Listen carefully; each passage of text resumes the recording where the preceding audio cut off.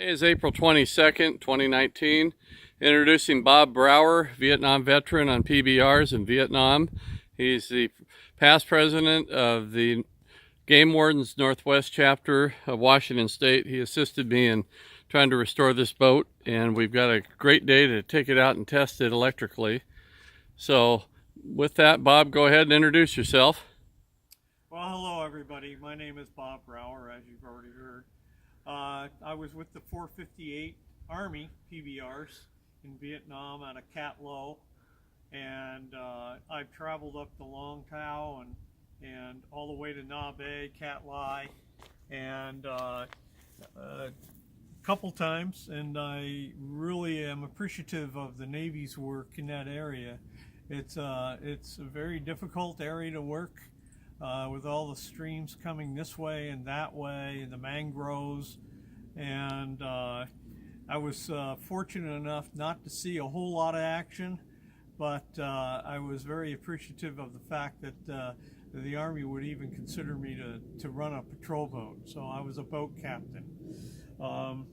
It was a job, and the men were no different in the PBR service from one to the other, the Army to the Navy, or in between the river divisions that were there. So Mark's boat is really rather unique. He got it from a man by the name of Dan Withers, who lives over on the Olympic Peninsula. We're in Washington State here. Normally the weather is maybe a little better for this time of the year, but it's great for us right now because it's warm and it's not raining. Mark's boat is a Mark II, and it was 31 RP 68. Have to get the rest of it. 27. So, which means it was his 27th boat that was manufactured in 1968.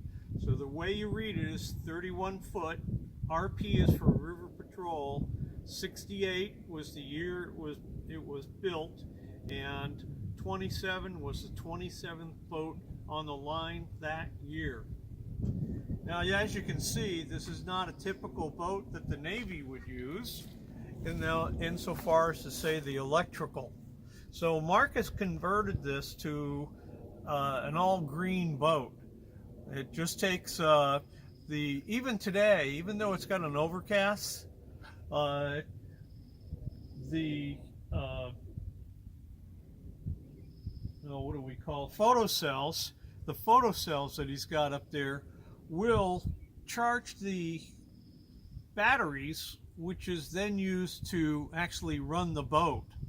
And it's been a funny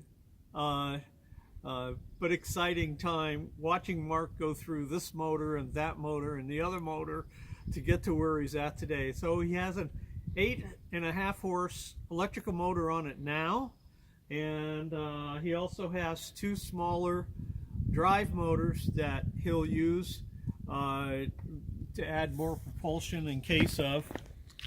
And you can see those right there. He's got a great little boat. It's a fun project. I've told him that he ought to get a hold of Walt Disney and see if they can't make a film out of it using kids. Go out and rescue kayakers or something. I don't know. But he's got a crew up there. It's rather a skeleton crew.